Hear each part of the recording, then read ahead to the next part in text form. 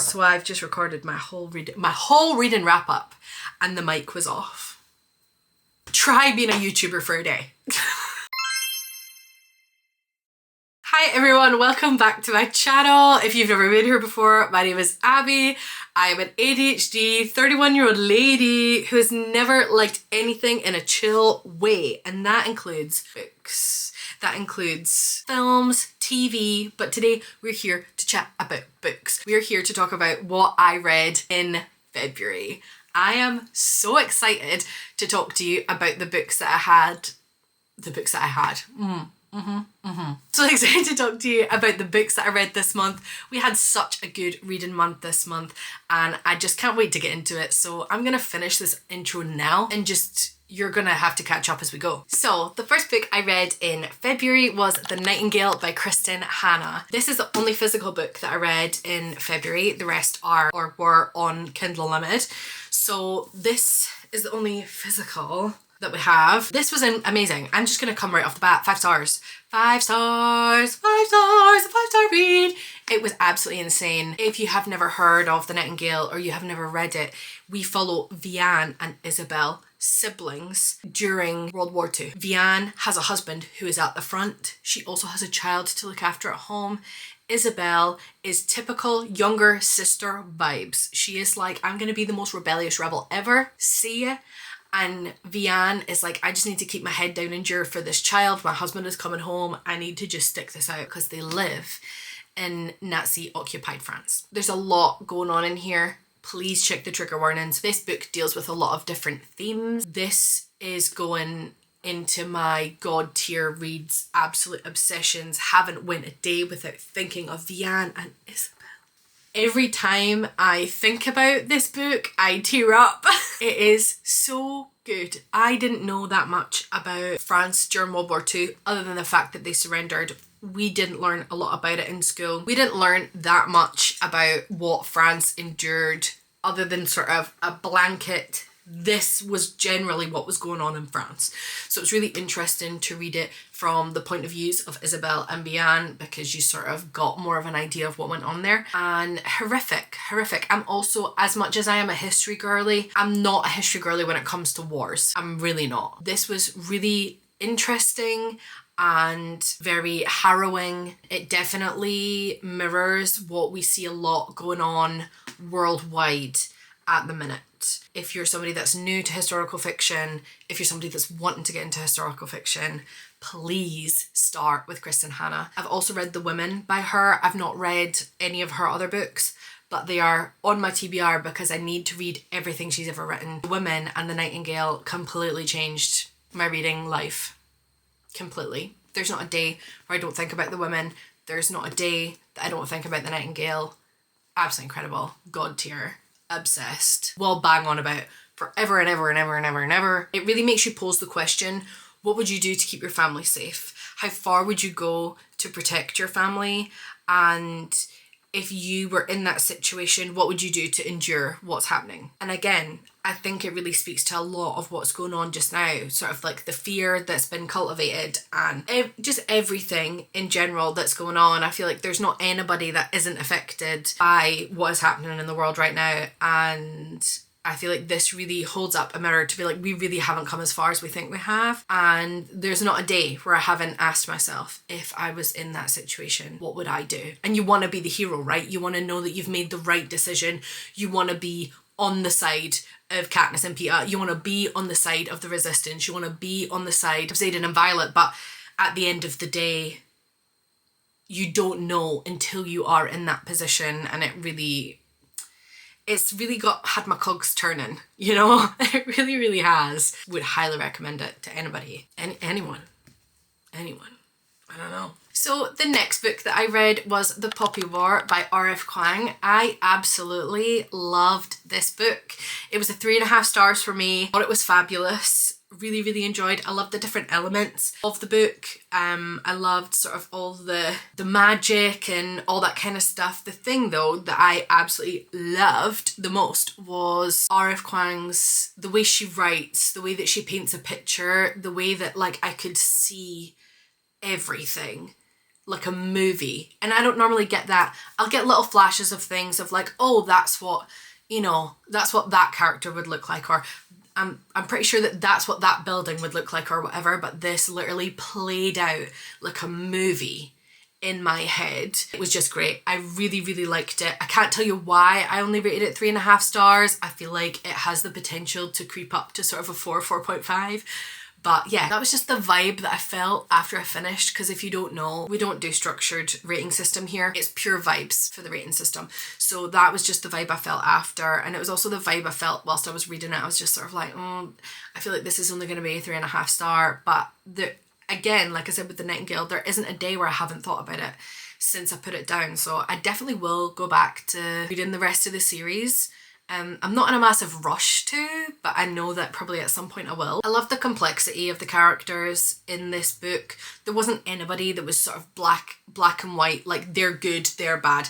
Everybody had elements of both in them, and you really root for the characters the whole time on sort of the journey that they go on. I don't want to say the wrong thing and ruin it, but you really do root for the characters the whole way through. And Rin as a character just broke my heart. I feel like any woman reading this book could probably relate to Rin in her quest to just do what's right. Next we had Daggermouth by H.M. Wolfe. So this was a 4-star read for me. This is the first thing by H.M. Wolfe I have read.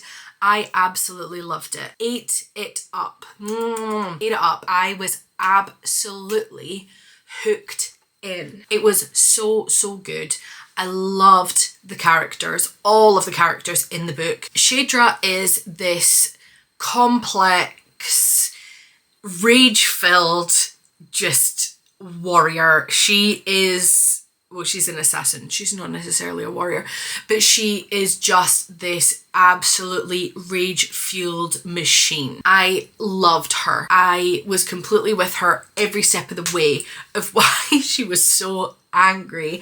And then you have Grayson, who is also this rage-filled, trapped heir to an empire that he doesn't want and he doesn't agree with. And it was just so delicious. It was so, so good. The twists at the end had my jaw not on the floor, but had me literally out loud going, oh my god, what?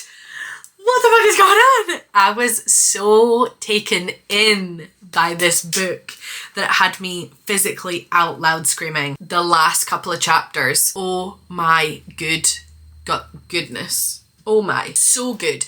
I'm so excited for Python to come out. I need to know what's gonna happen. It was so, so good. I would highly recommend this to anybody that is wanting to get into more sort of like dark dystopian romances.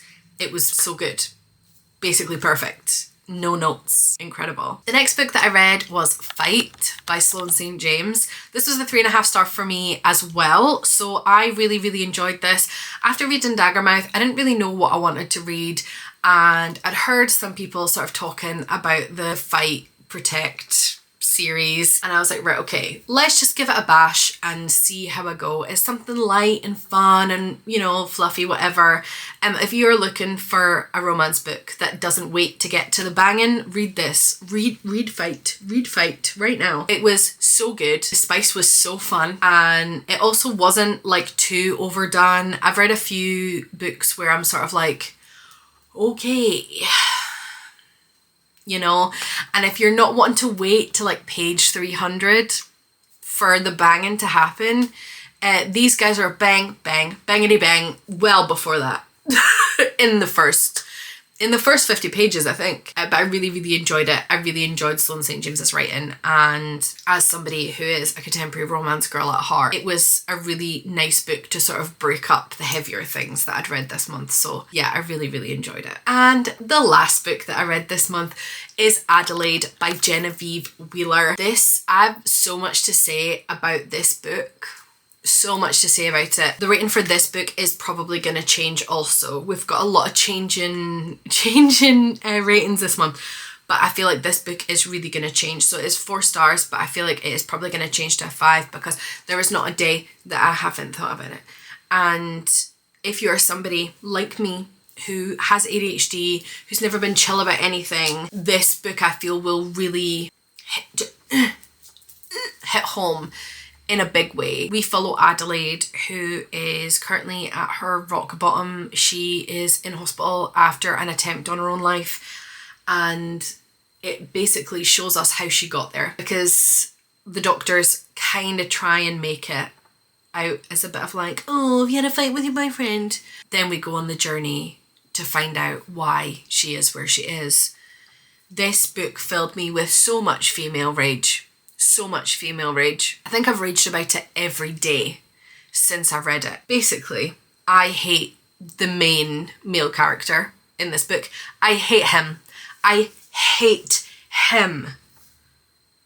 It really just, like, you could do everything for someone, everything to make them like you the way that you like them, and you could do everything to prove to that person that you love them, everything, and they're still gonna turn around and be like, yeah, well, it's like really great that you've done everything ever for me that should prove that you love me, but like, that was fun for a time, but I just don't like you like that. I'm gonna let you do everything for me, and I'm gonna let you believe that one day I'll be in love with you, but I'm just actually letting you do things for me. It really made me so angry. It really made me so angry, because I've been there. Like, I am that person. I've been there, that I've been like, I like you so much. Why don't you like me back? I feel like I've done everything possible for you to like me. I've done everything to show you how much I like you. And then you've turned around and told me that I'm not special. So I don't know what you want from that, from me. It's so good. It's so good and so devastating. And you so feel for Adelaide the whole time. You see how hard she's trying. Like, you see how hard she's trying to just be like cool about things when she absolutely should not be cool about them. And it's just, it really made me hate men. I mean, I hate them already, but like, it really made me hate men. So those are the 5 books that I've read this month. And now we're going to go into what I am going to read in March. I've already read my first book of March. I'm not going to say what that is. I am about to start You and Me on Vacation by Emily Henry, because I really want to watch the film, but I want to read the book before I watch the film. So I'm going to start reading this. I also really want to read Jane Eyre by Charlotte Bronte. I'm trying so hard, possibly in vain, to read more classics. I've read 1 classic this year so far already. I've also DNF'd one. sorry to the literary girlies, but I have DNF'd one. But I've already read Pride and Prejudice this year, and I loved that. I thought it was so funny. So much funnier than I thought that it was going to be. And I keep telling people, I read Pride and Prejudice, it's so funny. And it's not that it's a funny book. But it was just, there was so much more humour in it than I was expecting. But yeah, so anyway, this is my second pick, is Jane Eyre by Charlotte Bronte. I have actually read the introduction, which is 36 pages of criticism of the book at the time and criticism of the Brontes, which is an interesting way to start a book, let me tell you. I am very much looking forward to reading Jane Eyre, because so many people have said how good it is. So this is also on my list to read this month. And also in with that, we have The Invention of Charlotte Bronte. So I don't know whether I want to read this first and then read Jane Eyre. It's probably what I'm going to do. So this is by Graham Watson, and I'm hoping to meet him soon actually, because he's been invited to an exhibition that I've also been invited to. And I really hope he comes, because he's friends with one of my friends, James, and James just speaks so highly of him and about all of the work that he put into this book. And yeah, I'm really excited to meet him. He sounds like a great guy. Also, look at the flop on that. Like, for a UK book, look at the flop on that. Stunning. I really want to read this too. The last book that I want to read this month that is on the definite TBR, there might be some wiggle room here, but it is Elsewhere by Gabrielle Zevin. I've had this for a long time. I think I've had this since I bought Tomorrow, and I've not read it. Actually, hang on. I actually found my OG of memoirs of a teenage amnesiac, and on the front it says by the author of Elsewhere. Now, I don't think I ever saw Elsewhere in the bookshops when I was looking for books. But I had this first, and Elsewhere actually came out before it. And then speaking of James, I actually saw him today. If you haven't followed him, his page is Imagination Station Network. He's also on TikTok, Jagar82, and he gave me copies of his books. So they're all signed, author's copies, and I'm really excited. So we have Mousy Mousy, The Mirror, the Moon and the Rainbow. We have Jaggy and Haggy, Search for the Magical Moonicorns. We have The Tear Thief, and we have Love Autumn at Buckton Farm. So we have these as well, and in between reading all that I'm gonna try and find time to read these. And then an extra special gift that I got was Memoirs of a Hairdresser by Elise Anderson. So this is blow dries, breakdowns and bad decisions. So I'm really looking forward to reading this. And he said that this is a friend of his. This is her like first book. So yeah, so these are all in the mix for March. Who knows? But as I say, I've already read one book. I don't want to see what it is, so we can leave it for the read and wrap up for March. But I've already read my first book of this month, and I feel like I'm in a really good reading roll. And after months and months long slumps, I'm ready to be back on a reading roll. March and April are notoriously good months for me. So like from the last couple of years. So I'm hoping that this month is going to be good as well. But anyway, thank you so much for watching. I really hope you enjoyed this video. I don't actually know how long it's going to be because I feel like I've yapped for like 10 minutes and I'm about to bounce. But yeah, I hope you enjoyed it. Let me know in the comments what you've read this month. Let me know what you've been enjoying. And I will see you very soon. Thank you so much for watching, and I'll see you soon. Bye!